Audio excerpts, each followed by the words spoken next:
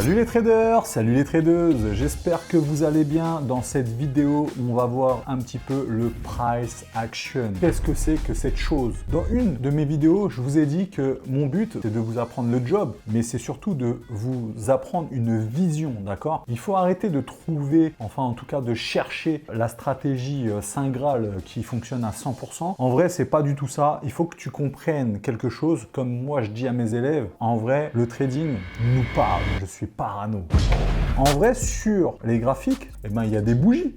Ces bougies-là nous parlent. En gros, je dis souvent que le trading, c'est un langage et il faut comprendre ce langage. Et pour comprendre ce langage, il faut apprendre le langage des bougies. Les bougies forment des figures et il faut que tu comprennes ces choses. C'est important. Donc, on va parler un petit peu de price action et j'ai envie de te dire, dis au revoir à tes indicateurs. Donc, ce que je veux que tu comprennes, c'est que par rapport à la théorie de dos, dans l'école, on vous apprend et on vous casse la tête, même on vous casse le dos avec la théorie de dos. Pourquoi? Parce que c'est la théorie de dos qui va te permettre derrière d'identifier les tendances. Et il faut que tu comprennes que c'est grâce à cette théorie de dos qu'on va pouvoir du coup tracer nos niveaux psychologiques, que ça soit support ou résistance, que ça soit le sol ou le plafond. Un niveau psychologique, donc un niveau de support, est un niveau qui nous permet de prendre position à l'achat. C'est interdit de vendre un support. Interdit. C'est comme si que tu sautais sur le sol, qu'est-ce que tu vas faire? En sautant sur le sol, tu vas rebondir. Donc, arrête de sauter sur le sol, tu vas te faire mal aux pieds. Il fait office de sol pour le prix, ok?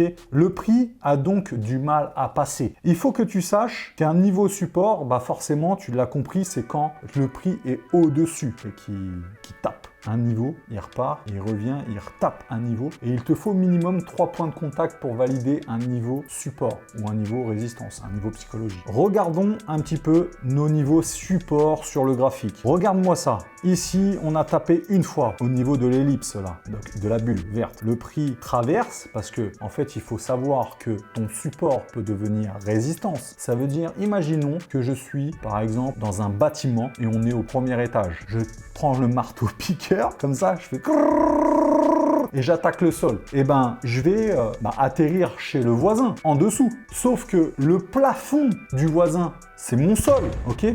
Donc, quand le prix a de la force et que le prix traverse, comme un marteau-piqueur, le sol, le sol devient plafond. Et après, tu verras que ce plafond, on l'appelle résistance. Donc, restons concentrés. C'est juste pour te dire que c'est normal que tu vois qu'à un moment donné, on traverse le support. Parce que le support, on peut le péter, comme on peut péter tout ton sol. Regardons, on a 3 points de contact. On en a même 4, on en a même plusieurs. Donc, ce qui fait qu'on valide le support. Alors, nous arrivons maintenant au niveau du plafond. Le plafond, c'est la résistance. Il faut que le prix soit en dessous. C'est important. Quand le prix, du coup, va monter, boum, il est rejeté. Un peu comme si que moi je sautais et je tapais ma tête contre le plafond va me rejeter, tu vois. Même si j'ai une grosse tête, le plafond il va me rejeter. Le niveau de résistance est un niveau qui nous permet de prendre position à la vente. Alors souvent, c'est un peu bizarre, même frustrant. Donc tu vois du vert, ça monte. Et souvent, nous, ce qu'on fait, c'est qu'on vend. En fait, psychologiquement, pour ton cerveau, tu vois que du vert. Et en fait, tu dis à ton cerveau, non, il faut vendre, tu vois. Et vendre, c'est du rouge. En fait, tu dois faire le contraire que ton cerveau voit, en fait. Tu comprends? C'est dur psychologiquement parce que tu vois que du vert. Et moi, je te dis de vendre. Mais oui, il faut vendre. Pourquoi? Même si tu vois que du vert, il faut vendre parce qu'on est sur une résistance. C'est important. Regarde, tu vois que du vert, vert, ça monte, boum, je te dis de vendre. Normal, c'est sur une résistance. Voilà à quoi ça ressemble. Donc, bien entendu, ton plafond, on peut le traverser. Et si on traverse le plafond, on se retrouve au 2e étage, chez le voisin d'au-dessus. Ce qui fait que mon plafond chez le voisin, c'est son sol. Donc, une fois qu'on a traversé le plafond, on n'est plus résistance, on est support. Ce qui fait qu'après, il faudra acheter parce qu'on achète un support et on vend une résistance. C'est la règle d'or. Après, on a d'autres types de niveaux psychologiques. On a les niveaux psychologiques obliques. Donc le niveau psychologique oblique, c'est simple.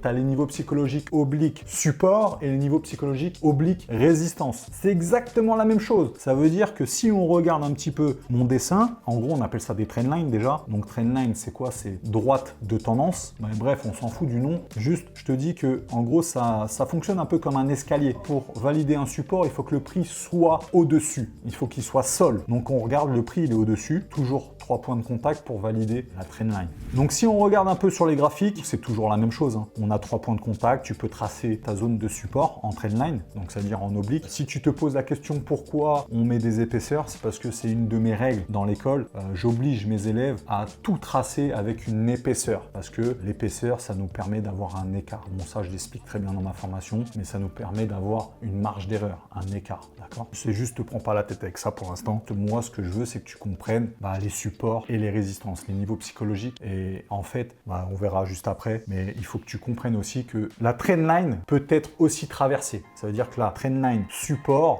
c'est possible s'il y a de la volatilité, peut être traversée et devenir résistance. Donc là, c'était pas le cas, mais ça peut être traversé. Et donc du coup, les trendline résistance, c'est la même chose. C'est un plafond, mais oblique. Voilà, je vais pas m'attarder dessus. Tu l'as bien compris. Comme c'est une trendline, c'est une droite de tendance résistance. Et qu'est-ce qu'on fait sur une trendline résistance? On vend. Tu peux pas acheter. C'est pas possible. Pour acheter cette trendline, il va falloir que le prix traverse. D'accord, on va aller voir sur le graphique justement.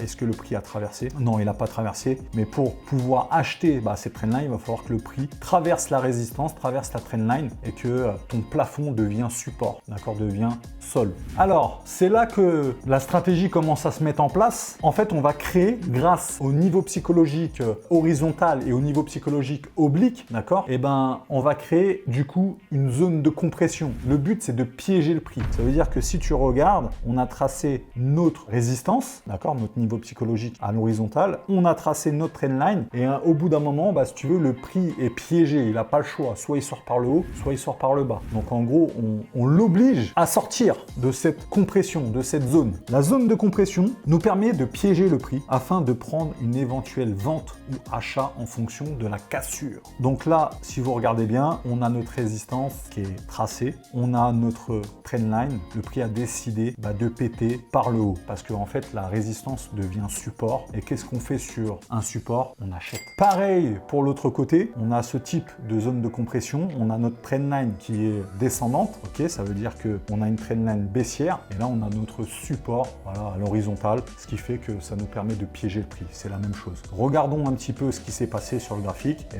On peut constater que le prix au bout d'un moment, il n'avait pas le choix, soit il pète par le haut ou soit il pète par le bas.